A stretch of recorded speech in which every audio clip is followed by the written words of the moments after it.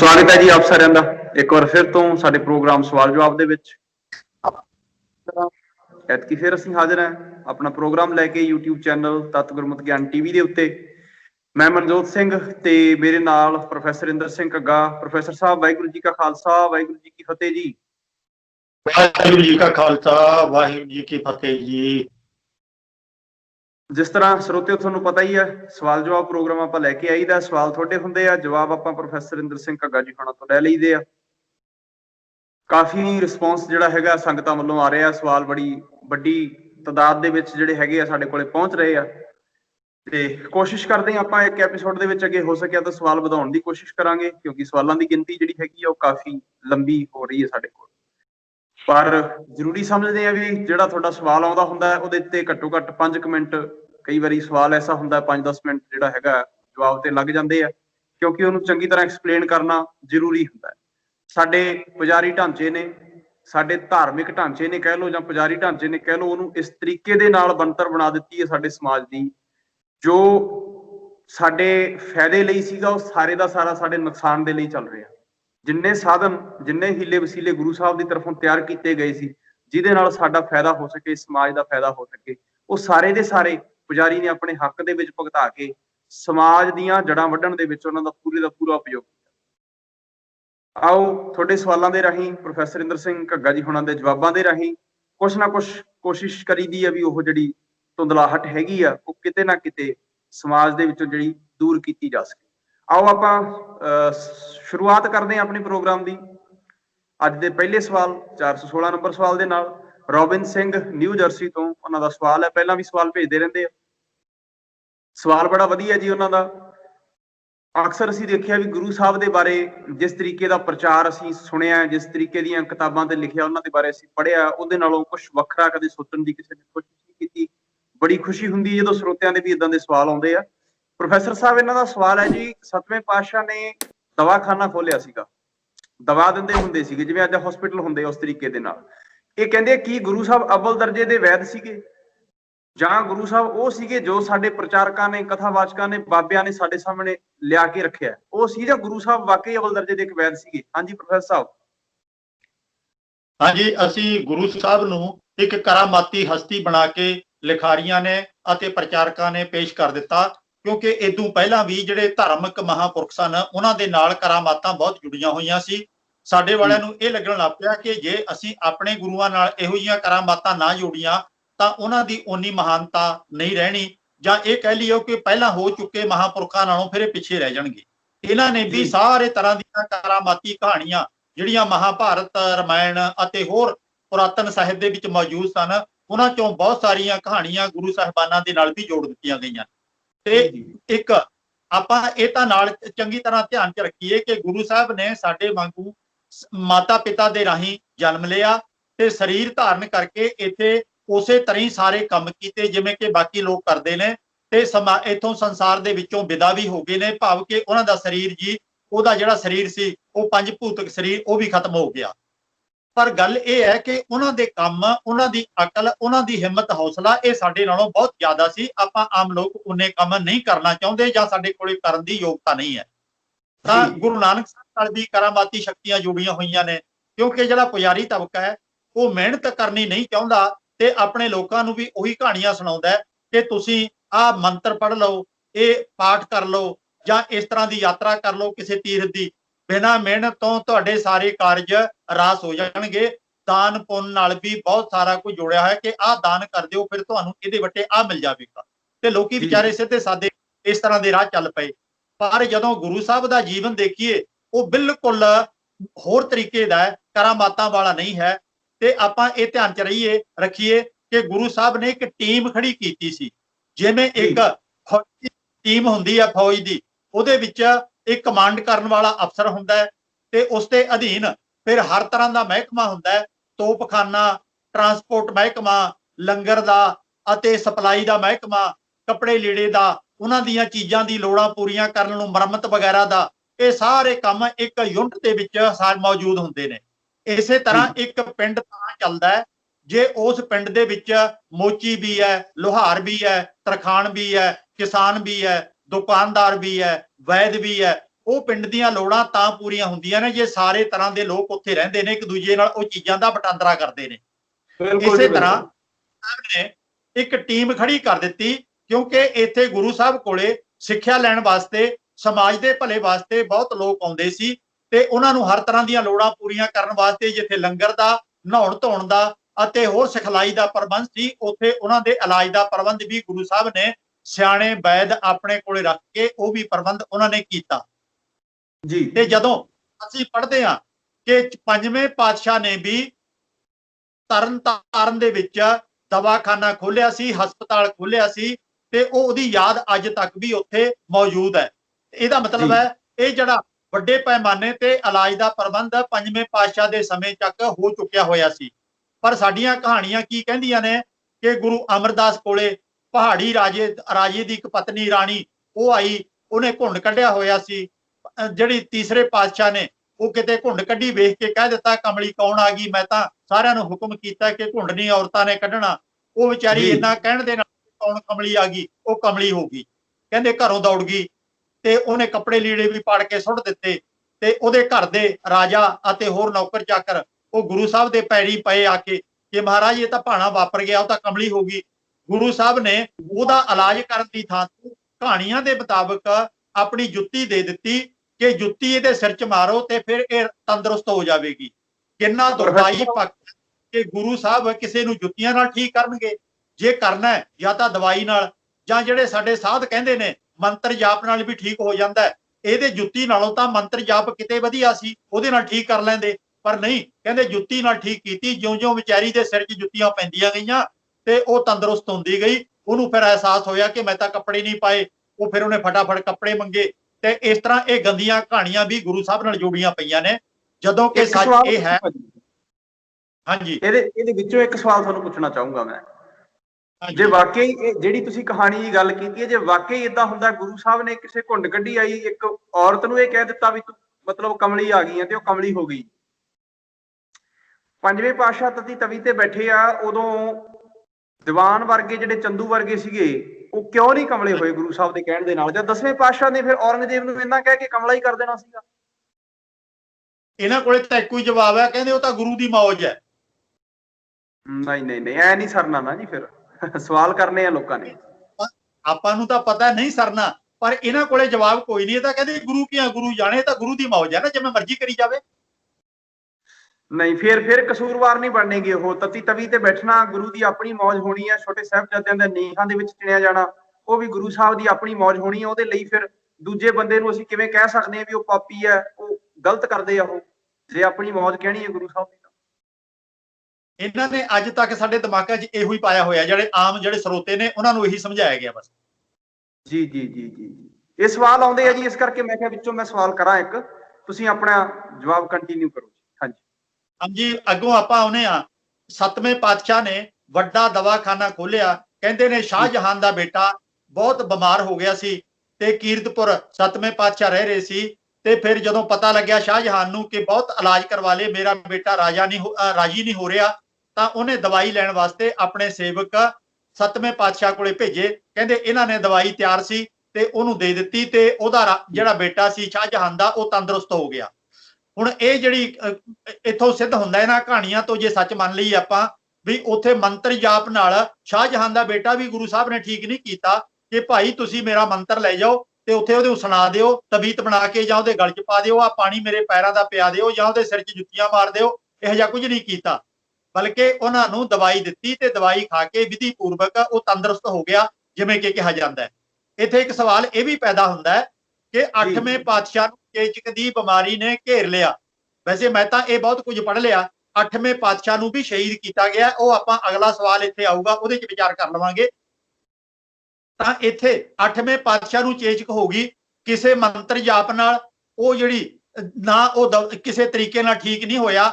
ਕੀ ਕਹਾਣੀ ਇਹ ਪਾਉਂਦੇ ਨੇ, ਕਹਿੰਦੇ ਕਿ ਜੀ ਚੇਚਕ ਦੀ ਬਿਮਾਰੀ 8ਵੇਂ ਪਾਤਸ਼ਾਹ ਨੇ ਲੋਕਾਂ ਦੀ ਬਿਮਾਰੀ ਆਪਣੇ ਉੱਪਰ ਲੈ ਲਈ। ਹੱਦ ਹੋ ਗਈ ਹੈ। ਇੰਨੀ ਨੀਵੇਂ ਪੱਧਰ ਦੀ ਸਾਡੇ ਪ੍ਰਚਾਰਕਾਂ ਦੀ ਤੇ ਲਿਖਾਰੀਆਂ ਦੀ ਸੋਚ ਹੈ। ਲੋਕਾਂ ਦੀਆਂ ਬਿਮਾਰੀਆਂ ਦੂਰ ਨਹੀਂ ਸੀ ਕਰਦੇ, ਤੰਦਰੁਸਤ ਨਹੀਂ ਸੀ ਕਰਦੇ, ਬਲਕਿ ਲੋਕਾਂ ਦੀਆਂ ਬਿਮਾਰੀਆਂ ਆਪਣੇ ਸਰੀਰ ਤੇ ਲੈ ਲੈਂਦੇ ਸੀ। ਗੱਲ ਇਹ ਸੀ ਕਿ ਗੁਰੂ ਸਾਹਿਬ ਨੇ ਇੱਕ ਬਹੁਤ ਵੱਡੀ ਟੀਮ ਆਪਣੇ ਕੋਲੇ ਤਿਆਰ ਕੀਤੀ ਹੋਈ ਸੀ ਜਿਹੜੇ ਹਥਿਆਰ ਵੀ ਤਿਆਰ ਕਰਦੇ ਸੀ, ਘੋੜ ਸਵਾਰੀ ਵੀ ਸਿਖਾਉਂਦੇ ਸੀ ਅਤੇ ਉਹਨਾਂ ਨੂੰ ਅੰਨ ਦਾਣੇ ਦਾ ਪ੍ਰਬੰਧ ਕਿਵੇਂ ਕਰਨਾ ਇਹ ਵੀ ਸਾਰਾ ਪ੍ਰਬੰਧ ਕਰਦੇ ਸੀ। ਫਿਰ ਅੰਨ ਦਾਣਾ ਤਿਆਰ ਕਰਨਾ, ਲੰਗਰ ਦੀ ਜਿਹੜੀ ਸੇਵਾ ਹੈ ਉਹ ਵੀ ਪ੍ਰਬੰਧ ਵਾਸਤੇ ਟੀਮ ਸੀ ਉਹਨਾਂ ਕੋਲੇ। ਤਾਂ ਇਸੇ ਤਰ੍ਹਾਂ ਗੁਰਬਾਣੀ ਨੂੰ ਜਿਹੜਾ ਦੂਜੀਆਂ ਬੋਲੀਆਂ 'ਚ ਅਨੁਵਾਦ ਕਰਕੇ ਜਾਂ ਫਿਰ ਦੂਜੀਆਂ ਭਾਸ਼ਾਵਾਂ 'ਚੋਂ ਚੰਗੇ ਵਿਦਵਾਨਾਂ ਦੀਆਂ ਲਿਖੀਆਂ ਚੀਜ਼ਾਂ ਉਹ ਸਿੱਖਾਂ ਨੂੰ ਸਮਝਾਉਣ ਵਾਸਤੇ, ਪੜ੍ਹਾਉਣ ਵਾਸਤੇ ਉਹ ਸਾਰਾ ਵਿਦਵਾਨਾਂ ਦਾ ਉਹਨਾਂ ਕੋਲੇ ਟੀਮ ਵੀ ਹੈਗੀ ਸੀ ਤੇ ਹਰ ਤਰ੍ਹਾਂ ਦੀ ਟੀਮ ਗੁਰੂ ਸਾਹਿਬ ਕੋਲੇ ਕੰਮ ਕਰਦੀ ਸੀ। ਤਾਂ ਕਿਤੇ ਇਹ ਸਾਰੇ ਕੰਮ ਨੇਪਰੇ ਚੜ੍ਹਦੇ ਨੇ ਕਰਾਮਾਤੀ ਸ਼ਕਤੀਆਂ ਦੇ ਨਾਲ। ਇਸ ਤਰ੍ਹਾਂ ਕੁਝ ਵੀ ਨਹੀਂ ਹੁੰਦਾ। ਗੁਰੂ ਸਾਹਿਬ ਕੋਲੇ ਵਧੀਆ ਦਵਾਈਆਂ ਤੇ ਵਧੀਆ ਜਿਹੜੇ ਵੈਦ ਉਹ ਰੱਖੇ ਹੋਏ ਸੀ। ਇਹਦੀ ਕਹਾਣੀ ਥੋੜੀ ਜੀ ਇਸ਼ਾਰੇ ਮਾਤਰ 10ਵੇਂ ਪਾਤਸ਼ਾਹ ਦੇ ਟਾਈਮ ਦੇ ਸਮੇਂ 'ਚ ਵੀ ਸਾਨੂੰ ਮਿਲਦੀ ਹੈ ਕਿ ਭਾਈ ਕਨ੍ਹਈਆ ਨੂੰ ਗੁਰੂ ਸਾਹਿਬ ਨੇ ਕਿਹਾ ਸੀ ਕਿ ਤੁਸੀਂ ਲੋੜਵੰਦਾਂ ਨੂੰ ਪਾਣੀ ਪਿਆਓ ਤੇ ਭਾਵੇਂ ਉਹ ਦੁਸ਼ਮਣਾਂ ਦੇ ਵੀ ਕਿਉਂ ਨਾ ਹੋਣ। ਕਹਿੰਦੇ ਭਾਈ ਕਨ੍ਹਈਆ ਨੇ ਪਾਣੀ ਪਿਆਉਂਦਾ ਰਿਹਾ ਤੇ ਇੱਕ ਦਿਨ ਕੋਈ ਬਹੁਤਾ ਜ਼ਖਮੀ ਵੀ ਪਿਆ ਸੀ। ਉਹਨੇ ਭਾਈ ਕਨ੍ਹਈਆ ਨੇ ਆ ਕੇ ਦੱਸਿਆ ਕਿ ਮਹਾਰਾਜ ਇਹ ਤਾਂ ਜ਼ਖਮੀ ਵੀ ਬਹੁਤ ਪਏ ਨੇ। ਕਹਿੰਦੇ ਗੁਰੂ ਸਾਹਿਬ ਨੇ ਫਿਰ ਆਖਿਆ ਆ ਤੂੰ ਮੇਰੇ ਤੋਂ ਪੱਟੀਆਂ ਵੀ ਲੈ ਲੈ ਅਤੇ ਦਵਾ ਦਾਰੂ ਵੀ ਲੈ ਲੈ, ਇਹਨਾਂ ਦਾ ਇਲਾਜ ਵੀ ਕਰਿਆ ਕਰ, ਪੱਟੀ ਵੀ ਕਰ ਦਿਆ ਕਰ।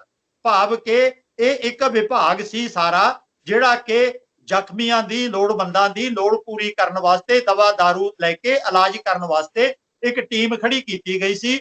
ਇੱਕੋ ਬੰਦਾ ਸਾਰੇ ਕੰਮ ਕਦੀ ਨਹੀਂ ਕਰ ਸਕਦਾ, ਉਹ ਕੰਮ ਵੰਡਣੇ ਪੈਣਗੇ ਤੇ ਵੰਡ ਕੇ ਹੀ ਕੰਮਾਂ ਨੂੰ ਵਧੀਆ ਤਰੀਕੇ ਨਾਲ ਕੀਤਾ ਜਾ ਸਕਦਾ ਹੈ। ਸੁਚੱਜਾ ਪ੍ਰਬੰਧਕ ਉਹੀ ਹੁੰਦਾ ਹੈ ਜਿਹੜਾ ਕਿ ਆਪਣੇ ਲੋਕਾਂ ਦੀ, ਉਹਨਾਂ ਦੀ ਯੋਗਤਾ ਦੇ ਮੁਤਾਬਕ ਇੱਕ ਸੁਚੱਜੀ ਟੀਮ ਖੜੀ ਕਰ ਦੇਵੇ ਤਾਂ ਕਿ ਲੋੜ ਦੇ ਮੁਤਾਬਕ ਉਸ ਟੀਮ ਦੀ ਡਿਊਟੀ ਥਾਂ ਥਾਂ ਲਾਈ ਜਾ ਸਕੇ। ਭਾਈ ਤੁਸੀਂ ਆਹ ਕੰਮ ਕਰਨਾ ਹੈ, ਇਹਨੇ ਆਹ ਕਰਨਾ ਹੈ। ਤੋਂ ਇਸ ਤਰ੍ਹਾਂ ਦੀਆਂ ਟੀਮਾਂ ਗੁਰੂ ਸਾਹਿਬ ਨੇ ਖੜੀਆਂ ਕਰ ਦਿੱਤੀਆਂ ਸੀ। ਉਹਨਾਂ ਕੋਲੇ ਵਧੀਆ ਵੈਦ, ਸਫਾਖਾਨੇ ਆਦਿਕ ਉਦੋਂ ਤਿਆਰ ਹੋ ਚੁੱਕੇ ਹੋਏ ਸੀ ਤੇ ਇਹ ਲਗਾਤਾਰ ਜਾਰੀ ਰਹਿਣੇ ਚਾਹੀਦੇ ਸੀ। ਪਰ ਇਹ ਦੁਖਦਾਈ ਪੱਖ ਹੈ ਕਿ ਬਾਅਦ ਚ ਆਪਾਂ ਜਾਰੀ ਨਹੀਂ ਰੱਖ ਸਕਦੇ। ਬਿਲਕੁਲ ਜੀ ਬਿਲਕੁਲ। ਸਰੋਤਿਓ ਪੱਲੇ ਬੰਨ ਲਿਓ ਇਸ ਗੱਲ ਨੂੰ। ਆਪਣਾ ਢਿੱਡ ਭਰਨ ਦੇ ਲਈ ਆਪਣੇ ਤਰੀਕੇ ਦੇ ਨਾਲ ਸਾਡੇ ਗੁਰਧਾਮ, ਸਾਡਾ ਸਿਸਟਮ ਆਪਣੇ ਹੱਕ ਦੇ ਵਿੱਚ ਭੁਗਤਾਇਆ ਅਗਲਿਆਂ ਨੇ। ਜਿਹੜੀ ਸੋਚ ਗੁਰੂ ਸਾਹਿਬ ਲੈ ਕੇ ਆਏ ਸੀਗੇ ਉਹ ਤਾਂ ਨੇੜੇ ਤੇੜੇ ਵੀ ਨਹੀਂ ਰਹਿਣ ਦਿੱਤੀ। ਪ੍ਰੋਫੈਸਰ ਸਾਹਿਬ ਅਗਲਾ ਸਵਾਲ ਸਾਡੇ ਐਪੀਸੋਡ ਦਾ 417 ਨੰਬਰ, ਇਹ ਵੀ ਰੋਬਿਨ ਸਿੰਘ ਨਿਊ ਜਰਸੀ ਵਾਲਿਆਂ ਦਾ ਹੀ ਹੈ। ਜਿਵੇਂ ਅੱਜ ਅਕਾਲ ਤਖਤ ਤੋਂ ਹੁਕਮਨਾਮਾ ਜਾਰੀ ਕੀਤਾ ਜਾਂਦਾ ਹੈ ਜਾਂ ਕਿਤੇ ਕੋਈ ਘਟਨਾ ਵਾਪਰਦੀ ਹੈ, ਪੰਜ ਪਿਆਰੇ, ਪੰਜ ਸਿੰਘ ਇਕੱਠੇ ਹੋ ਕੇ ਕੋਈ ਨਾ ਕੋਈ ਹੁਕਮਨਾਮਾ ਜਾਰੀ ਕਰ ਦਿੰਦੇ ਆ। ਕੀ ਇਸ ਤਰੀਕੇ ਦੇ ਨਾਲ ਇਹਨਾਂ ਦਾ ਸਵਾਲ ਹੈ ਗੁਰੂ ਸਾਹਿਬ ਦੇ ਟਾਈਮ ਤੇ ਵੀ ਹੁਕਮਨਾਮੇ ਜਾਰੀ ਹੁੰਦੇ ਰਹੇ ਆ? ਜੇ ਉਹ ਹੁੰਦੇ ਸੀ ਉਹਨਾਂ 'ਚ ਕਿੰਨੀ ਕੁ ਸਚਾਈ ਸੀ? ਉਹ ਗੁਰੂ ਸਾਹਿਬ ਦੇ ਹੱਥੋਂ ਹੁੰਦੇ ਸੀ ਜਾਂ ਕਿਤੋਂ ਹੋਰ ਹੁੰਦੇ ਸੀ? ਹਾਂਜੀ ਜੀ, ਗੁਰੂ ਸਾਹਿਬ ਸਾਰੇ ਕੰਮ ਆਪ ਖੁਦ ਨਹੀਂ ਕਰ ਸਕਦੇ। ਜਿਵੇਂ ਕਿ ਅੱਜ ਆਪਾਂ ਦੂਰ ਭਾਵੇਂ ਪ੍ਰਧਾਨ ਮੰਤਰੀ ਤੇ ਰਾਸ਼ਟਰਪਤੀ ਤੱਕ ਤਾਂ ਨਹੀਂ ਜਾ ਸਕਦੇ, ਪਰ ਆਪਾਂ ਡਿਪਟੀ ਕਮਿਸ਼ਨਰ ਕੋਲੇ ਜਾਂ ਪੁਲਿਸ ਦਾ ਜਿਹੜਾ ਜ਼ਿਲ੍ਹੇ ਦਾ ਇੰਚਾਰਜ ਅਫਸਰ ਹੈ ਉਹਦੇ ਕੋਲੇ ਜਿਹਨੂੰ ਸ਼ੱਕ ਹੋਵੇ ਜਾ ਕੇ ਵੇਖ ਲਓ। ਉਹਨਾਂ ਕੋਲੇ ਉਹ ਜਿਹੜਾ ਉਹਨਾਂ ਦੇ ਲਿਖੇ ਹੋਏ ਪੁਆਇੰਟ ਜਿਹੜੇ ਬੋਲ ਰਿਹਾ ਉਹਨੂੰ ਸ਼ਾਰਟ ਹੈਂਡ ਦੇ ਵਿੱਚ ਲਿਖਣ ਵਾਲੇ ਨੌਜਵਾਨ ਤਿਆਰ ਬਰ ਤਿਆਰ ਹੁੰਦੇ ਨੇ। ਉਹ ਬੋਲਦਾ ਜਾਂਦਾ ਹੈ, ਉਹ ਸ਼ਾਰਟ ਹੈਂਡ ਲਿਪੀ ਦੇ ਵਿੱਚ ਉਹਨੂੰ ਤਿਆਰ ਕਰ ਲੈਂਦੇ ਨੇ।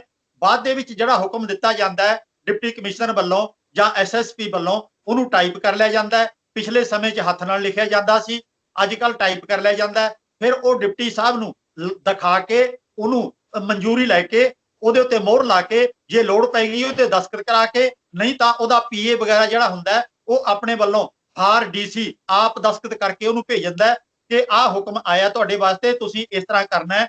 ਜੱਜ ਦੇ ਜਿਹੜੇ ਦਸਤਖਤ ਨੇ ਉਹ ਦਸਤਖਤਾਂ ਵਾਲੀ ਚਿੱਠੀ ਅਦਾਲਤ ਦੇ ਵਿੱਚੋਂ ਬਾਹਰ ਕਦੇ ਨਹੀਂ ਭੇਜਦੇ, ਕਿਉਂਕਿ ਖਤਰਾ ਹੁੰਦਾ ਹੈ ਕਿ ਜੱਜ ਦੇ ਦਸਤਖਤਾਂ ਦੀ ਨਕਲ ਹੋ ਸਕਦੀ ਹੈ। ਕੱਲ ਨੂੰ ਕੋਈ ਇਹਦੀ ਨਕਲ ਕਰਕੇ ਕਿਸੇ ਕੈਦੀ ਨੂੰ ਜੇਲ੍ਹ ਚੋਂ ਛੁਡਾ ਨਾ ਲਵੇ ਤੇ ਬਰੀ ਨਾ ਕਰਵਾ ਲਵੇ ਜਾਂ ਜ਼ਮਾਨਤ ਕਰਾ ਕੇ ਝੂਠੀ ਮੁੱਠੀ ਨਾ ਲੈ ਜਾਵੇ। ਜੱਜ ਉੱਥੇ ਦਸਤਖਤ ਕਰਕੇ ਦਫ਼ਤਰ 'ਚ ਰੱਖਣ ਦਾ ਆਪਣੀ ਫਾਈਲ, ਤੇ ਜਿਹੜੇ ਦੀ ਜ਼ਮਾਨਤ ਕਰਨੀ ਆ ਜਾਂ ਬਰੀ ਕਰਨਾ ਉਹਦਾ ਜਿਹੜਾ ਪੀਏ ਹੈ ਉਹ ਦਸਤਖਤ ਕਰਕੇ ਚਿੱਠੀ ਜਾਰੀ ਕਰਦਾ ਤੇ ਉਹਦੀ ਨਕਲ ਫੜਾ ਦਿੰਦੇ ਨੇ। ਤੋਂ ਇਸ ਤਰ੍ਹਾਂ ਗੁਰੂ ਸਾਹਿਬ ਜਿਹੜਾ ਜ਼ਬਾਨੀ ਤੌਰ ਤੇ ਹੁਕਮ ਦਿੰਦੇ ਸੀ, ਉਹਨਾਂ ਕੋਲੇ ਜਿਹੜੇ ਸੇਵਕ ਹੁੰਦੇ ਸੀ ਉਹ ਸੇਵਕ ਉਹਨੂੰ ਲਿਖ ਲੈਂਦੇ ਸੀ।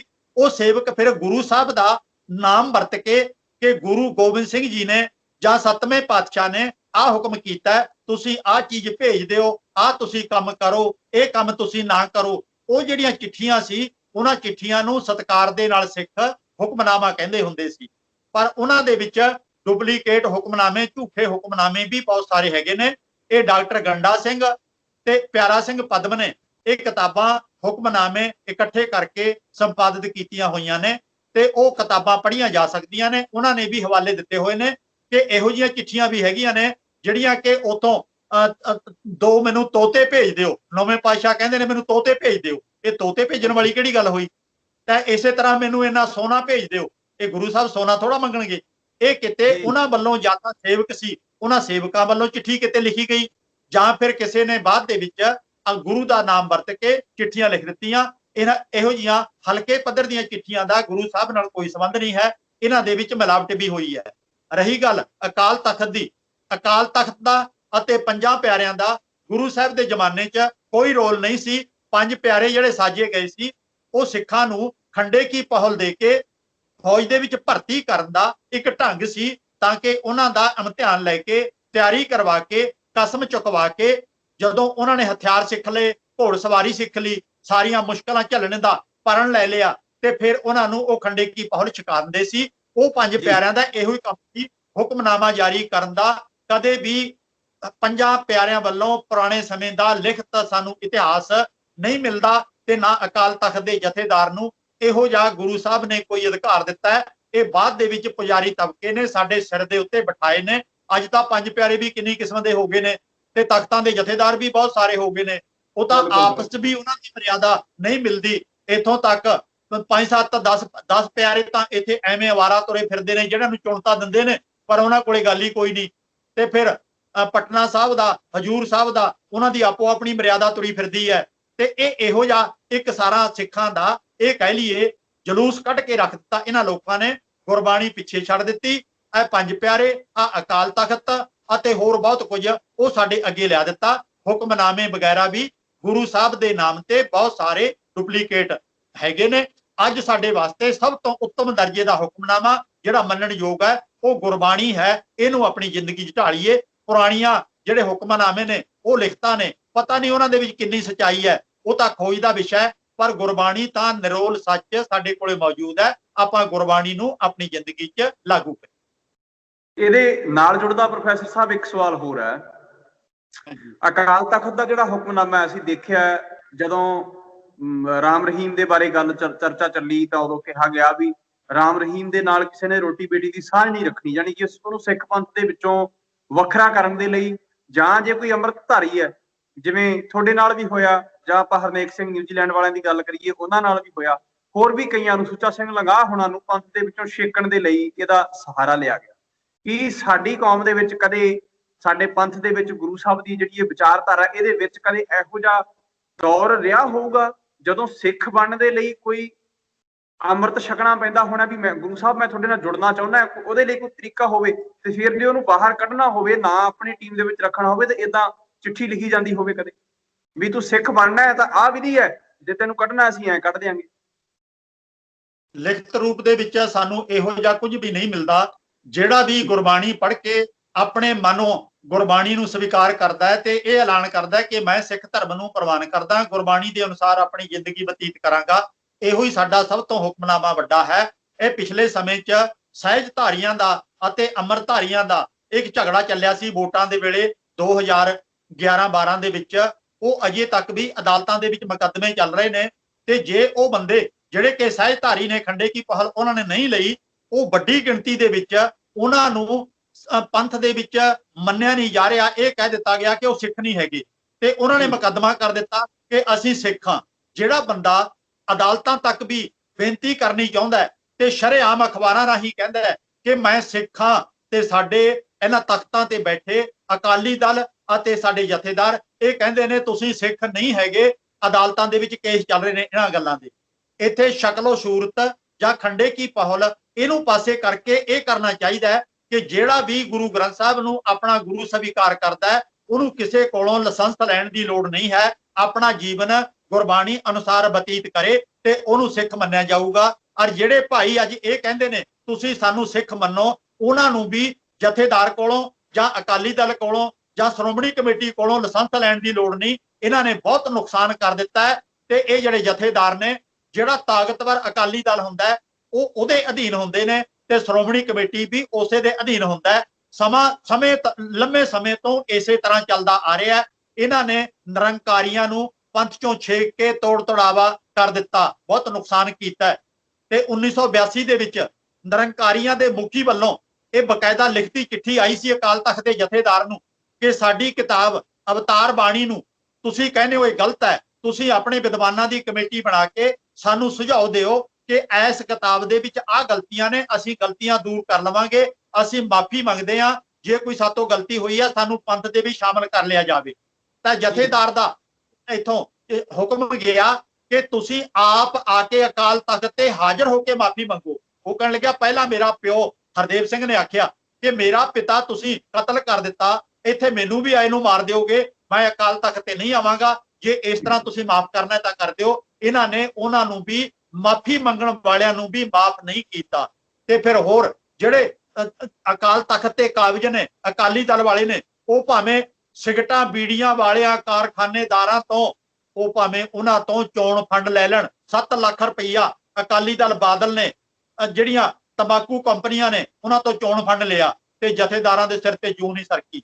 ਤਾਂ ਇਸੇ ਤਰ੍ਹਾਂ ਇਹ ਰਾਮ ਰਹੀਮ ਦੇ ਪੈਰਾਂ 'ਚ ਲੰਮੇ ਪਏ, ਉਦੋਂ ਬਾਦਲ ਨੂੰ ਕਿਸੇ ਨੇ ਨਹੀਂ ਆਖਿਆ।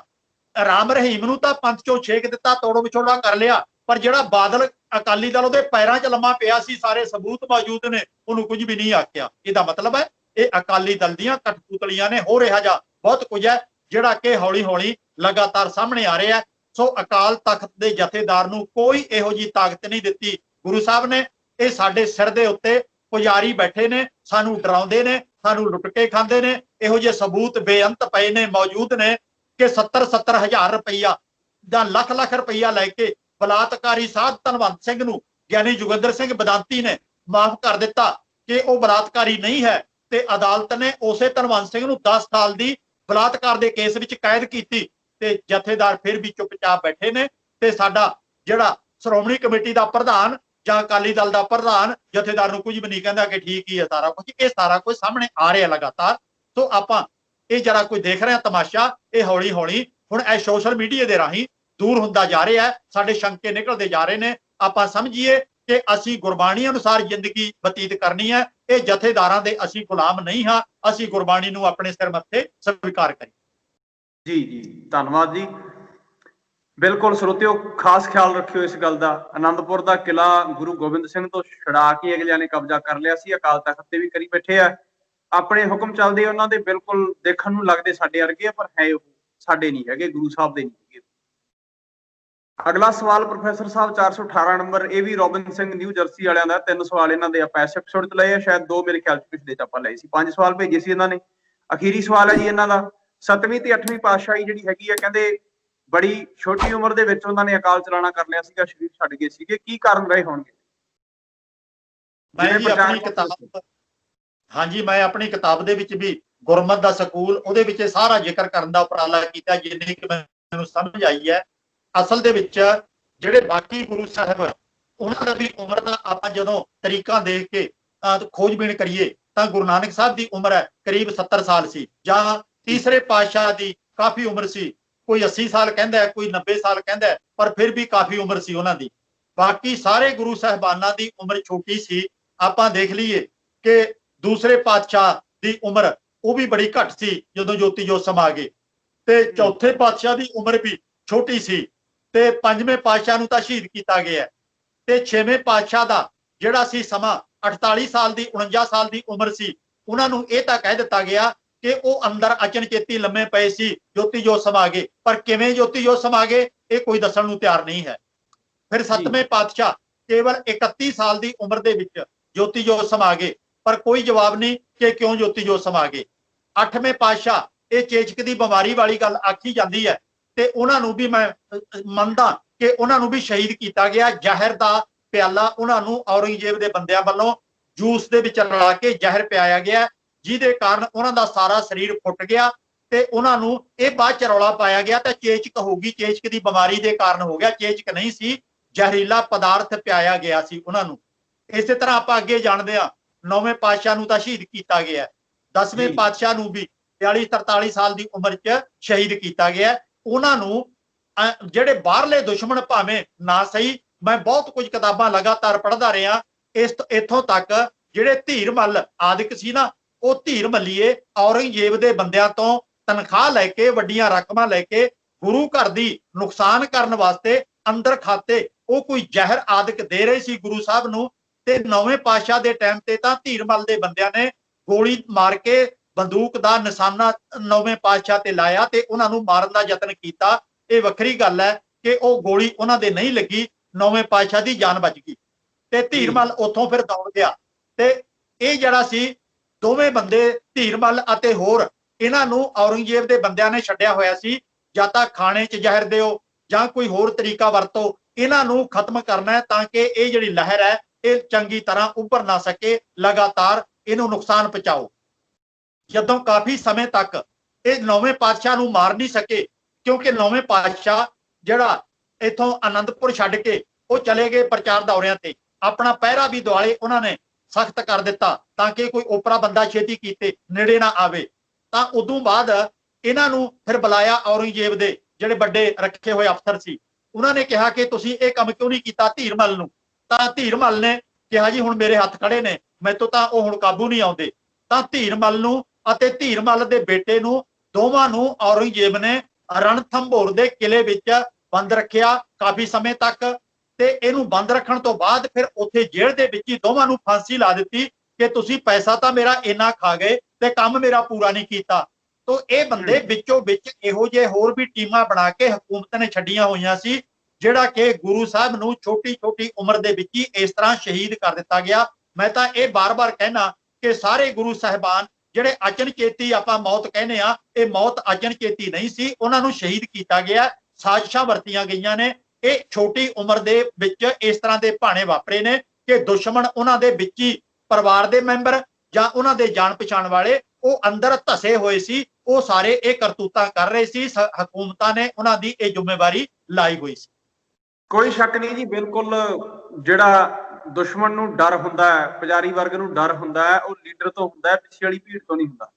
ਭੀੜ ਤੋਂ ਕਦੇ ਕੋਈ ਨਹੀਂ ਡਰਦਾਗਾ, ਲੀਡਰਸ਼ਿਪ ਤੋਂ ਅਗਲਾ ਡਰਦਾ ਹੈ। ਤੇ ਬਖੂਬੀ ਕਿਹਾ ਜਾ ਸਕਦਾ ਹੈ ਵੀ ਲੀਡਰ ਨੂੰ ਮਾਰਨ ਦੀ ਕੋਸ਼ਿਸ਼ ਹਰ ਦਫਾ ਕੀਤੀ ਜਾਂਦੀ ਰਹੀ ਹੋਣੀ। ਸਾਡਾ ਅਗਲਾ ਸਵਾਲ ਹੈ ਜੀ 419 ਨੰਬਰ, ਗਗਨਪ੍ਰੀਤ ਸਿੰਘ ਸੰਗਰੂਰ। ਸਵਾਲ ਬੜਾ ਸਿੰਪਲ ਜਿਹਾ ਜੀ ਇਹਨਾਂ ਦਾ, ਪਹਿਲਾਂ ਵੀ ਕਈ ਵਾਰੀ ਗੱਲਬਾਤ ਹੋ ਚੁੱਕੀ ਆ ਪਰ ਆਪਾਂ ਫੇਰ ਇਹਨੂੰ ਲੈ ਲੈਂਦੇ। ਉਹ ਕਹਿੰਦੇ ਆ ਕਿ ਆਪਾਂ ਜਿਹੜੇ ਸਿੱਖ ਹੈਗੇ ਆ, ਮਾਸ ਖਾਣ ਦੀ ਮਨਾਹੀ ਨਹੀਂ ਹੈਗੀ, ਅਕਾਲ ਤਖਤ ਦੀ ਮਰਿਆਦਾ ਹੈਗੀ, ਉਹਦੇ ਵਿੱਚ ਲਿਖਿਆ ਹੋਇਆ ਹੈ ਤੁਸੀਂ ਹਲਾਲ ਕੀਤਾ ਹੋਇਆ ਜਾਂ ਕੁੱਠਾ ਜਿਸ ਤਰ੍ਹਾਂ ਕਹਿੰਦੇ ਉਹ ਮਾਸ ਨਹੀਂ ਖਾਣਾ। ਸਿੱਖ ਮਾਸ ਖਾ ਸਕਦੇ ਆ, ਅਕਾਲ ਤਖਤ ਦੀ ਮਰਿਆਦਾ ਦੇ ਵਿੱਚ ਬਕਾਇਦਾ ਗੱਲ ਲਿਖੀ ਹੋਈ ਹੈ। ਵੱਖਰੇ ਵੱਖਰੇ ਧੜਿਆਂ ਦਾ ਵੀ ਆਪੋ ਆਪਣਾ ਮੰਨਣਾ ਹੈ। ਇਹਨਾਂ ਦਾ ਪੁੱਛਣਾ ਹੈ ਕਿ ਮਾਸ ਜਾਂ ਆਂਡਾ ਖਾ ਕੇ ਅਸੀਂ ਗੁਰਦੁਆਰੇ ਜਾ ਸਕਦੇ ਹਾਂ, ਸਾਨੂੰ ਪਾਪ ਤਾਂ ਨਹੀਂ ਲੱਗਦਾਗਾ? ਇੱਥੇ ਜੀ ਆਪਾਂ ਚੋਰੀ ਕਰਕੇ ਤਾਂ ਗੁਰਦੁਆਰੇ ਜਾ ਸਕਦੇ ਹਾਂ, ਕੋਈ ਨਹੀਂ ਰੋਕਦਾ। ਕਤਲ ਕਰਨ ਵਾਲੇ ਵੀ ਗੁਰਦੁਆਰੇ ਜਾ ਸਕਦੇ ਨੇ, ਕੋਈ ਨਹੀਂ ਰੋਕਦਾ। ਰਿਸ਼ਵਤ ਲੈ ਕੇ ਬਹੁਤ ਸਾਰੇ ਪੈਸੇ ਆਪ ਬੁੱਝੇ ਚ ਪਾ ਲੈਣੇ ਨੇ, ਥੋੜਾ ਜਿਹਾ ਹਿੱਸਾ ਗੁਰਦੁਆਰੇ ਜਾ ਕੇ ਮੱਥਾ ਟੇਕ ਦਿਓ, ਉਹਨੂੰ ਸਰੂਪਾ ਦੇ ਕੇ ਉਹਦੇ ਨਾਂ ਦੇ ਜਕਾਰੇ ਛੱਡੇ ਜਾਂਦੇ ਨੇ ਕਿ ਵੱਡੇ ਵੱਡੇ ਕਿੰਨਾ ਵੱਡਾ ਵਧੀਆ ਸਿੱਖ ਹੈ, ਇਹਨੇ ਕਿੰਨੀ ਮਾਇਆ ਅਰਦਾਸ ਕਰਾਈ, ਸੱਚੇ ਪਾਤਸ਼ਾਹ ਇਹਨਾਂ ਦੀ ਅੰਗ ਸੰਗ ਸਹਾਇਤਾ ਕਰੂਗਾ। ਇਹ ਜਿਹੜੇ ਬਾਕੀ 2 ਨੰਬਰ ਦੇ ਭੈੜੇ ਕੰਮ ਨੇ ਤੇ ਪੰਥ ਨੂੰ ਵੀ ਲੁੱਟ ਕੇ ਖਾ ਗਏ ਨੇ, ਗੁਰੂ ਗ੍ਰੰਥ ਸਾਹਿਬ ਨੂੰ ਵੀ ਉਹਨਾਂ ਨੇ ਅਪਮਾਨਿਤ ਕਰ ਦਿੱਤਾ ਹੋਇਆ ਤੇ ਉਹਦਾ ਹੁਕਮ ਮੰਨਣ ਨੂੰ ਵੀ ਤਿਆਰ ਨਹੀਂ ਹੈਗੇ। ਉਹਨਾਂ ਦੇ ਤਾਂ ਗੁਰਦੁਆਰਿਆਂ ਦੇ ਉੱਤੇ ਕਬਜ਼ਾ ਹੋਇਆ ਹੋਇਆ, ਉਹਨਾਂ ਦੇ ਨਾਲ ਤਾਂ ਗੁਰੂ ਗ੍ਰੰਥ ਸਾਹਿਬ ਦਾ ਜਾਂ ਗੁਰਦੁਆਰੇ ਦਾ ਅਪਮਾਨ ਨਹੀਂ ਹੋਇਆ, ਇੱਕ ਆਂਡਾ ਖਾਣ ਦੇ ਨਾਲ, ਮੀਟ ਖਾਣ ਦੇ ਨਾਲ ਅਪਮਾਨ ਹੋ ਗਿਆ ਜੀ। ਸਾਨੂੰ ਇਹ ਪੜਾਇਆ ਜਾਂਦਾ ਹੈ ਰੋਜ਼ਾਨਾ। ਤੇ ਗੁਰੂ ਪਿਆਰ ਵਾਲਿਓ, ਆਪਣੇ ਅੰਦਰ ਹਿੰਮਤ ਹੌਸਲਾ ਪੈਦਾ ਕਰੋ, ਇਹੋ ਜਿਹਾ ਕੋਈ ਅਪਮਾਨ ਨਹੀਂ ਹੁੰਦਾ। ਸਾਨੂੰ ਬਹੁਤ ਪਖੰਡੀ ਬਣਾ ਦਿੱਤਾ ਇਹਨਾਂ ਪੁਜਾਰੀਆਂ ਨੇ, ਸੋਚਣ ਸ਼ਕਤੀ ਸਾਡੀ ਖਤਮ ਹੋ ਗਈ ਹੈ। ਉਹਨੂੰ ਕਹਿ ਦਿਓ ਕਿ ਮੈਂ ਤਾਂ ਇੱਕ ਅੰਡਾ ਖਾਧਾ ਹੈ ਜਾਂ ਕਿਸੇ ਬੱਕਰੇ ਵਗੈਰਾ ਦਾ ਥੋੜਾ ਜਿਹਾ ਮਾਸ ਖਾਧਾ ਹੈ, ਤੁਸੀਂ ਤਾਂ ਸਾਰੀ ਕੌਮ ਦਾ ਮਾਸ ਖਾ ਗਏ, ਤੁਸੀਂ ਤਾਂ ਸਾਰੀ ਕੌਮ ਦੀ ਭੇਟਾ ਪੂਜਾ ਖਾ ਗਏ, ਮਾਨੋ ਤੁਸੀਂ ਖੂਨ ਪੀ ਗਏ ਆਪਣੇ ਕੌਮ ਦਾ। ਤੁਸੀਂ ਹਰਾਮ ਦੀ ਕਮਾਈ ਵੀ ਇੱਥੇ ਪ੍ਰਵਾਨ ਕਰੀ ਜਾਂਦੇ ਹੋ, 2 ਨੰਬਰ ਦੇ ਪੈਸੇ ਵੀ ਇੱਥੇ ਪ੍ਰਵਾਨ ਕਰੀ ਜਾਂਦੇ ਹੋ ਪਿਆਰਿਓ। ਇਹ ਜਿਹੜਾ ਸੰਗਮਰਮਰ ਅਤੇ ਸੋਨਾ ਚਾਂਦੀ ਬਿਲਡਿੰਗਾਂ ਤੇ ਲੱਗਿਆ ਹੋਇਆ ਹੈ, ਇਹ 1 ਨੰਬਰ ਦੀ ਕਮਾਈ ਚੋਂ ਕਦੇ ਵੀ ਨਹੀਂ ਆਉਂਦਾ। ਮਿਹਨਤ ਕਰਨ ਵਾਲਾ ਮਜ਼ਦੂਰ ਬੰਦਾ ਤਾਂ 2 ਪੈਸੇ ਵੀ ਗੁਰਦੁਆਰੇ ਦੇਣ ਲੱਗੇ 1000 ਵਾਰੀ ਸੋਚਦਾ ਹੈ। ਉਹ ਤਾਂ ਇਹ ਸੋਚਦਾ ਕਿ ਪੈਸੇ ਨਾ ਚੜਾਵਾਂ ਤੇ ਲੰਗਰ ਖਾ ਕੇ ਘਰ ਨੂੰ ਆ ਜਾਵਾਂ। ਤੇ ਜਿਹੜੇ ਅਮੀਰ ਬੰਦੇ ਨੇ, ਇਹ 2 ਨੰਬਰ ਦੇ ਕੰਮ ਕਰਨ ਵਾਲੇ ਇਹੋ ਹੀ ਬਹੁਤੇ ਪੈਸੇ ਦਿੰਦੇ ਨੇ ਤੇ ਇਹਦੇ ਨਾਲੇ ਸੋਨਾ ਚੜਦਾ ਹੈ, ਇਹਦੇ ਨਾਲੇ ਸੰਗਮਰਮਰ ਚੜਦਾ ਹੈ ਤੇ ਇਹਦੇ ਨਾਲੇ ਵੱਡੀਆਂ ਤਨਖਾਹਾਂ ਮਿਲਦੀਆਂ ਨੇ ਪੁਜਾਰੀਆਂ ਨੂੰ ਤੇ ਕਥਾਵਾਚਕਾਂ ਨੂੰ। ਇਹ ਸਾਰਾ ਕੁਝ 2 ਨੰਬਰ ਦਾ ਕੰਮ, ਖੂਨ ਪੀਣ ਵਾਲਾ ਕੰਮ ਤਾਂ ਬਹੁਤ ਵੱਡੇ ਪੈਮਾਨੇ ਤੇ ਹੋ ਰਿਹਾ ਹੈ। ਗੁਰੂ ਪਿਆਰ ਵਾਲਿਓ, ਕਦੇ ਇਹਨਾਂ ਪੱਖਾਂ ਵੱਲ ਆਪਣੀ ਬੁੱਧੀ ਨੂੰ ਥੋੜਾ ਜਿਹਾ ਵਿਕਸਿਤ ਕਰਕੇ ਇੱਧਰ ਧਿਆਨ ਦਿਓ ਤੁਹਾਡਾ ਇੱਕ ਅੰਡਾ ਖਾਣ ਦੇ ਨਾਲ ਹੋਰ ਕੁਝ ਨਹੀਂ ਵਿਗੜਨ ਲੱਗਿਆ, ਪਰ ਇਹ ਤੁਹਾਡੇ ਮਨ ਦੇ ਅੰਦਰ ਜਿਹੜੇ ਭਰਮ ਹੋਏ ਨੇ, ਤੁਹਾਡੀ ਆਪਣੀ ਕਮਜ਼ੋਰੀ ਹੈ। ਤਕੜੇ ਹੋਵੋ, ਸਟੱਡੀ ਕਰੋ, ਤੇ ਇਹ ਜਿਹੜਾ ਭਾਰ ਹੈ ਦਿਮਾਗ ਤੇ ਪਿਆ ਇਹਨੂੰ ਲਾ ਕੇ ਛੱਡੋ। ਤੁਹਾਡੇ ਇਸ ਜਵਾਬ ਤੋਂ ਬਾਅਦ ਹਰਦੇਵ ਸਿੰਘ ਜੰਮੂ ਤੇ ਗੁਰਦਰਸ਼ਨ ਸਿੰਘ ਢਿੱਲੋਂ ਹੋਣੀ ਹੁਣ ਪੂਰਾ ਐਨ ਤਸੱਲੀ ਦੇ ਨਾਲ, ਮੇਰੇ ਖਿਆਲ 'ਚ ਜੇ ਸਰੋਤਿਆਂ ਦੀ ਕੋਈ ਕਸਰ ਰਹਿ ਗਈ ਹੋਵੇ ਭਾਈ ਸੁਣ ਲਿਓ, ਉਹਨਾਂ ਦੇ ਜਵਾਬ ਆ ਜਾਣੇ ਇਸ ਤੋਂ ਬਾਅਦ, ਕਿਉਂਕਿ ਇਹ ਗੱਲਾਂ ਜਿਹੜੀਆਂ ਹੈਗੀਆਂ ਅਲਝਾ ਕੇ ਰੱਖਣਾ ਚਾਹੁੰਦੇ ਆ ਸਾਨੂੰ, ਇਹਨਾਂ ਦੇ ਵਿੱਚੋਂ ਕੱਢਣਾ ਨਹੀਂ ਚਾਹੁੰਦੇ, ਇਹਨਾਂ ਸ਼ੰਕਿਆਂ ਦੇ ਵਿੱਚੋਂ। ਇਹਦੇ 'ਚ ਕੋਈ ਯਾਰ ਹੱਦ ਹੋ ਗਈ ਜੇ ਅਸੀਂ ਪੁੱਛੀਏ ਇਹਨਾਂ ਨੂੰ ਵੀ ਤੁਸੀਂ ਜੀ ਕਰੇ ਤੁਹਾਡਾ ਸੂਰਜ ਪ੍ਰਕਾਸ਼ ਗ੍ਰੰਥ ਦੇ ਵਿੱਚ ਤੁਸੀਂ ਲਿਖਤਾ ਪੰਜਵੇਂ ਪਾਤਸ਼ਾਹ ਮੱਛੀ ਵਰਤਾਉਂਦੇ ਹੁੰਦੇ ਸੀ ਲੰਗਰ ਦੇ ਵਿੱਚ, ਖਾਣ ਦੇ ਸ਼ੌਕੀਨ ਸੀਗੇ ਉਹ। ਹਜੂਰ ਸਾਹਿਬ ਤੁਸੀਂ ਬੱਕਰੇ ਵੱਢੋ, ਸ਼ਸਤਰਾਂ ਨੂੰ ਖੂਨ ਲਾਓ, ਖਾਓ ਪੀਓ, ਮौज ਕਰੋ। ਆਮ ਬੰਦੇ ਨੇ ਜੇ ਖਾ ਲਿਆ ਕੇ ਪਾਪ ਹੋ ਗਿਆ ਤੁਹਾਡੇ ਤੋਂ, ਸੋਧੇ ਲਾਉਣ ਤਾਂ ਹੀ ਜਾਂਦੇ ਆ। ਸੋ ਤਕੜੇ ਹੋਣਾ ਪੈਣਾ, ਜਿਵੇਂ ਪ੍ਰੋਫੈਸਰ ਸਾਹਿਬ ਨੇ ਸਾਡੇ ਸਾਹਮਣੇ ਗੱਲ ਕੀਤੀ ਹੈ, ਆਪਣੇ ਆਪ ਦੇ ਵਿੱਚ ਹਿੰਮਤ ਲੈ ਕੇ ਆਉਣੀ ਪੈਣੀ ਹੈ। ਕੋਸ਼ਿਸ਼ ਕਰੀਏ ਅਸੀਂ ਹਿੰਮਤ ਲੈ ਕੇ ਆਈਏ। ਸਮਾਂ ਸਾਡਾ ਹੋ ਗਿਆ ਪੂਰਾ ਅੱਧੇ ਘੰਟੇ ਦਾ, 1 ਮਿੰਟ ਉੱਤੇ ਹੋ ਗਿਆ, ਪਰ ਕੋਈ ਗੱਲ ਨਹੀਂ, ਇੱਕ ਸਵਾਲ ਆਪਾਂ ਜਿਹੜਾ 5 ਕਰਦੇ ਹੁੰਦੇ ਆ ਪੂਰੇ ਕਰ ਹੀ ਲੈਂਦੇ ਆ। ਪ੍ਰੋਫੈਸਰ ਸਾਹਿਬ ਅਗਲਾ ਸਵਾਲ 420 ਨੰਬਰ ਸੁਖਦੀਪ ਸਿੰਘ ਟਰਾਂਟੋ ਤੋਂ ਹੈਗੇ ਆ। ਇਹਨਾਂ ਦਾ ਸਵਾਲ ਹੈਗਾ ਜੀ ਗੁਰਬਾਣੀ ਤੋਂ ਰਿਲੇਟਡ, ਆਸਾ ਕੀ ਵਾਰ ਦੇ ਵਿੱਚ ਮਹੱਲਾ ਚੌਥਾ ਦੇ ਜਿਹੜੇ ਛੰਦ ਗਾਉਣ ਦੀ ਪਰੰਪਰਾ ਹੈਗੀ ਆ, ਪੁੱਛਦੇ ਆ ਉਹ ਕਦੋਂ ਸ਼ੁਰੂ ਹੋਈ, ਕਿਵੇਂ ਸ਼ੁਰੂ ਹੋਈ। ਗੁਰਬਾਣੀ ਤਾਂ ਤਰਤੀਬਵਾਰ ਲਿਖੀ ਹੋਈ ਹੈ, ਇੱਕ ਸ਼ਬਦ ਨੂੰ 2-2 ਵਾਰ ਪੜ੍ਹਨਾ ਜਾਂ ਕਿਤੇ ਜਾ ਕੇ ਇੱਕ ਸ਼ਬਦ ਨੂੰ ਵਾਰ-ਵਾਰ ਰਿਪੀਟ ਕਰਨਾ, ਇਹ ਕਿਵੇਂ ਸ਼ੁਰੂ ਹੋਇਆ, ਕੀ ਜ਼ਰੂਰੀ ਹੈ ਇਹ? ਇਹ ਜੀ ਅਸਲ ਦੇ ਵਿੱਚ ਆਸਾ ਦੀ ਵਾਰ ਬਾਣੀ ਹੈ ਛੋਟੀ, ਭਾਵ ਕਿ ਬਹੁਤਾ ਸਮਾਂ ਨਹੀਂ ਲੱਗਦਾ। ਸਾਡੇ ਸਵੇਰ ਵੇਲੇ ਜਿਵੇਂ ਦਰਬਾਰ ਸਾਹਿਬ ਵਿੱਚ ਕਈ ਘੰਟੇ ਲਗਾਤਾਰ ਕੀਰਤਨ ਹੋਈ ਜਾਂਦਾ ਹੈ, ਉੱਥੇ ਨਾਮ ਰੱਖਦੇ ਨੇ ਉਹਦਾ ਆਸਾ ਕੀ ਵਾਰ। ਆਸਾ ਕੀ ਵਾਰ ਦਾ ਸ਼ਬਦ ਇੱਕ ਅੱਧਾ ਪੜ੍ਹ ਕੇ ਵਿੱਚ ਹੋਰ ਕਿੰਨਾ ਕੁਝ ਆਪਣੇ ਪੱਲਿਓਂ ਪੜ੍ਹੀ ਜਾਂਦੇ ਨੇ। ਇੱਥੋਂ ਤੱਕ ਇਹ ਛੱਕੇ ਛੰਤ ਤਾਂ ਪੜ੍ਹਦੇ ਹੀ ਪੜ੍ਹਦੇ ਨੇ, ਉਹ ਤਾਂ ਦਸਮ ਗ੍ਰੰਥ ਵਿਚਿੱਤਰ ਨਾਟਕ ਤੇ ਹੋਰ ਕਾਲੀ ਮਾਤਾ ਤੇ ਚਿੱਟੀ ਮਾਤਾ ਉਹਦੀਆਂ ਵੀ ਜਿਹੜੀਆਂ ਕਹਾਣੀਆਂ ਵਿੱਚੇ ਸੁਣਾਈ ਜਾਂਦੇ ਨੇ ਕੀਰਤਨ ਬਣਾ ਕੇ। ਤੋਂ ਇਹ ਜਿਹੜਾ ਸਾਰਾ ਕੁਝ ਜਦੋਂ ਦੀਆਂ ਇਹ ਕੀਰਤਨ ਬਹੁਤਾ ਲੰਬਾ ਹੋਣ ਲੱਗ ਪਿਆ, ਉਹ ਟਾਈਮ ਪੂਰਾ ਕਰਨ ਵਾਸਤੇ ਕੋਈ ਨਾ ਕੋਈ ਚੀਜ਼ ਲਿਆ ਕੇ ਘਸੋੜ ਦਿੱਤੀ ਹੈ। ਇੱਕ ਕੋਈ ਅੱਖਰ ਬਦਲੀ ਕਰ ਦੇਵੇ ਗੁਰਬਾਣੀ ਦਾ ਅੱਗੇ ਪਿੱਛੇ ਛਾਪਣ 'ਚ ਜਾਂ ਲਿਖਣ ਦੇ ਵਿੱਚ, ਉਦੋਂ ਤਾਂ ਹਾਹਾਕਾਰ ਮਚ ਜਾਂਦੀ ਹੈ। ਪਰ ਇੱਥੇ ਸ਼ਰੇਆਮ ਇਹ ਗੁਟਕੇ ਛਾਪਣ ਵਾਲਿਆਂ ਨੇ ਜਿਹੜੇ ਕਿ ਕੀਰਤਨ ਵਾਸਤੇ ਪੋਥੀਆਂ ਛਪੀਆਂ ਹੋਈਆਂ ਨੇ, ਅੰਮ੍ਰਿਤ ਕੀਰਤਨ ਕਹਿੰਦੇ ਨੇ ਉਹਨਾਂ ਨੂੰ, ਉਹਨਾਂ ਦੇ ਵਿੱਚ ਸ਼ਰੇਆਮ ਅੰਮ੍ਰਿਤਸਰ ਸ਼੍ਰੋਮਣੀ ਕਮੇਟੀ ਦੇ ਸਾਹਮਣੇ ਆਲੇ ਦੁਆਲੇ ਦੁਕਾਨਾਂ 'ਚ ਉਹ ਸਾਰੀਆਂ ਪੋਥੀਆਂ ਮਿਲਦੀਆਂ ਨੇ। ਆਸਾ ਕੀ ਵਾਰ ਦੇ ਵਿੱਚ ਇਹ ਛੱਕੇ ਛੰਤ ਚੌਥੇ ਪਾਤਸ਼ਾਹ ਵਾਲੇ ਵਿੱਚ ਫਿੱਟ ਕੀਤੇ ਹੋਏ ਨੇ। ਇਹ ਤਰੀਕ ਤਾਂ ਸਾਨੂੰ ਨਹੀਂ ਮਿਲਦੀ ਕਿ ਕਦੋਂ ਫਿੱਟ ਹੋਏ, ਪਰ ਇਹਨਾਂ ਦਾ ਵਿੱਚ ਸਿੱਧਾ ਸੰਬੰਧ ਕੋਈ ਨਹੀਂ ਹੈ। ਆਪਣੀ ਥਾਂ ਤੇ ਇਹਨਾਂ ਨੂੰ ਰੱਖਿਆ ਜਾਣਾ ਚਾਹੀਦਾ ਹੈ। ਆਸਾ ਕੀ ਵਾਰ ਦਾ ਨਰੋਲ ਕੀਰਤਨ ਹੋਣਾ ਚਾਹੀਦਾ ਹੈ। ਜਿਹੜੇ ਅਲੱਗ ਕੀਰਤਨ ਕਿਸੇ ਨੇ ਕਰਨਾ ਹੈ, ਉਹ ਹੋਰ ਸ਼ਬਦ ਪੜ੍ਹਨ ਵਾਸਤੇ ਬਹੁਤ ਪਏ ਨੇ, ਉਹ ਪੜ੍ਹ ਲਏ ਜਾਣ। ਤਾਂ ਇਹ ਜਿਹੜਾ ਰਲਗੱਡ ਵਾਲਾ ਕੰਮ ਹੈ, ਲਮਕਾਈ ਜਾਓ ਤੇ ਲਮਕਾਈ ਜਾਓ, ਉਹ ਕੰਮ ਤੋਂ ਬਾਜ ਆਉਣਾ ਚਾਹੀਦਾ ਹੈ। ਤੁਸੀਂ ਆਪ ਚੈੱਕ ਕਰ ਲਓ ਕਿ ਸ਼੍ਰੋਮਣੀ ਕਮੇਟੀ ਵਾਲੇ ਆਪ ਹੀ ਆਪਣੀ ਮਰਿਆਦਾ ਦੀ ਉਲੰਘਣਾ ਕਰੀ ਜਾ ਰਹੇ ਨੇ। ਇਹ ਜਿਹੜੀ ਆਸਾ ਕੀ ਵਾਰ ਹੈ, ਇਹਦੇ ਵਿੱਚ ਛੱਕੇ ਛੰਤ ਨਹੀਂ ਹੈਗੇ, ਇਹ ਅਲੱਗ ਨੇ, ਆਸਾ ਕੀ ਵਾਰ ਅਲੱਗ ਹੈ। ਸੋ ਇਹਦੇ ਤੋਂ ਸੰਕੋਚ ਕਰਨਾ ਚਾਹੀਦਾ ਹੈ। ਭਾਈ ਸੁਖਦੀਪ ਸਿੰਘ ਇਹ ਬੜਾ ਆਪਣਾ ਪ੍ਰੇਮੀ ਨੌਜਵਾਨ ਹੈ ਤੇ ਉਂਝ ਵੀ ਮੈਨੂੰ ਟੈਲੀਫੋਨ ਤੇ ਵੀ ਸਵਾਲ ਪੁੱਛਦਾ ਰਹਿੰਦਾ ਹੈ। ਆਪਾਂ ਵਿਸਤਾਰ ਨਾਲ ਇਹਦਾ ਗੱਲ ਦਾ ਜਵਾਬ ਇਹਨਾਂ ਦੀ ਤਾਂ ਨਹੀਂ ਦਿੱਤਾ ਕਿਉਂਕਿ ਇਸ ਗੱਲ ਦਾ, ਇਸ ਸਵਾਲ ਦੇ ਜਵਾਬ ਪਹਿਲਾਂ ਦਿੱਤੇ ਜਾ ਚੁੱਕੇ ਨੇ। ਤੋਂ ਬਾਕੀ ਆਪਾਂ ਅਗਲੀ ਵਾਰੀ ਹੋਰ ਵਿਚਾਰ ਲਾਂਗੇ ਤੇ ਸਮਾਂ ਜ਼ਿਆਦਾ ਹੋਣ ਕਰਕੇ ਥੋੜਾ ਜਿਹਾ ਇੱਥੇ ਆਪਾਂ ਸੰਕੋਚ ਕਰਦੇ। ਬਿਲਕੁਲ ਬਿਲਕੁਲ ਜੀ, ਸਮਾਂ ਸਾਡਾ 3 ਮਿੰਟ 3.5 ਮਿੰਟ ਹੀ ਹੋ ਗਿਆ। ਪ੍ਰੋਫੈਸਰ ਸਾਹਿਬ ਬਹੁਤ ਬਹੁਤ ਧੰਨਵਾਦ ਜੀ ਆਪ ਜੀ ਦਾ ਅੱਜ ਦੇ ਪ੍ਰੋਗਰਾਮ ਦੇ ਵਿੱਚ ਸਾਡੇ ਨਾਲ ਜੁੜ ਕੇ ਸਰੋਤਿਆਂ ਦੇ ਸਵਾਲਾਂ ਦੇ ਜਵਾਬ ਦੇਣ ਦੇ ਲਈ, ਤੇ ਆਪ ਸਰੋਤਿਆਂ ਦਾ ਵੀ ਬਹੁਤ ਬਹੁਤ ਧੰਨਵਾਦ ਜਿਨ੍ਹਾਂ ਨੇ ਬੜੇ ਪਿਆਰ ਦੇ ਨਾਲ ਸੁਣਿਆ। ਅੱਗੇ ਤੁਸੀਂ ਜਿਹਨੂੰ ਸ਼ੇਅਰ ਵੀ ਕਰ ਦਿਓਗੇ।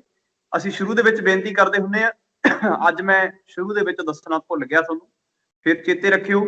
ਤਤ ਗੁਰਮਤ ਗਿਆਨ ਟੀਵੀ YouTube ਚੈਨਲ, ਇਹਦੇ ਨਾਲ WhatsApp ਦੇ ਗਰੁੱਪ, Facebook ਦਾ ਪੇਜ, ਔਰ ਤੁਸੀਂ ਆਡੀਓ ਪ੍ਰੋਗਰਾਮ ਜੇ ਸੁਣਨੇ ਹੋਣ ਤਾਂ ਸਾਡੇ ਟੈਲੀਗ੍ਰਾਮ ਦੇ ਉੱਤੇ ਉਪਲਬਧ ਹੁੰਦੇ ਆ। ਉਹਦੇ ਉੱਤੇ ਪਾਏ ਜਾ ਰਹੇ ਆ ਸੀਰੀਅਲ ਵਾਈਜ਼ ਜਿੰਨੇ ਵੀ ਪ੍ਰੋਗਰਾਮ ਤਤ ਗੁਰਮਤ ਗਿਆਨ ਟੀਵੀ ਦੇ ਉੱਤੇ, ਚਾਹੇ ਉਹ ਭੈਣ ਨਵਦੀਪ ਕੌਰ ਹੋਰਾਂ ਦੇ ਹੋਣ, ਚਾਹੇ ਸਾਡੇ ਪ੍ਰੋਫੈਸਰ ਸਾਹਿਬ ਹੋਣਾ ਦੇ ਜਿੰਨੇ ਵੀ ਪ੍ਰੋਗਰਾਮ ਹੋਏ ਆ, ਚਾਹੇ ਕੋਈ ਵੀਡੀਓ ਸਪੈਸ਼ਲ ਕੱਢੀ ਜਾਂਦੀ ਹੈ, ਉਹ ਸਾਰੇ ਦੇ ਸਾਰੇ ਤੁਹਾਨੂੰ ਉੱਥੋਂ ਮਿਲ ਜਾਣਗੇ। ਤੁਸੀਂ ਸੁਣਨਾ ਚਾਹੋ ਉੱਥੇ ਜਾ ਕੇ ਪ੍ਰੋਗਰਾਮ ਸਾਡੇ ਸੁਣ ਸਕਦੇ ਹੋ। ਸਵਾਲ ਭੇਜਣ ਦੇ ਲਈ ਸਕਰੀਨ ਤੇ WhatsApp ਨੰਬਰ ਤੁਹਾਨੂੰ ਵਾਰ-ਵਾਰ ਦੇਖ ਹੀ ਰਿਹਾ, ਮੈਂ ਬੋਲ ਵੀ ਦਿੰਦਾ 7073288195। ਜੇ ਤੁਹਾਨੂੰ ਲੱਗਦਾ ਹੋਵੇ ਵੀ ਤੁਹਾਨੂੰ ਪੰਜਾਬੀ ਲਿਖਣੀ ਨਹੀਂ ਆਉਂਦੀ, ਤੁਸੀਂ ਆਪਣਾ ਇੰਗਲਿਸ਼ ਦੇ ਵਿੱਚ ਸਵਾਲ ਲਿਖ ਕੇ ਭੇਜੋਗੇ, ਉਹ ਠੀਕ ਨਹੀਂ ਭੇਜਿਆ ਜਾਣਾ। ਕੋਈ ਸ਼ੱਕ ਨਹੀਂ, ਕੋਈ ਟੈਨਸ਼ਨ ਲੈਣ ਦੀ ਲੋੜ ਨਹੀਂ ਤੁਹਾਨੂੰ।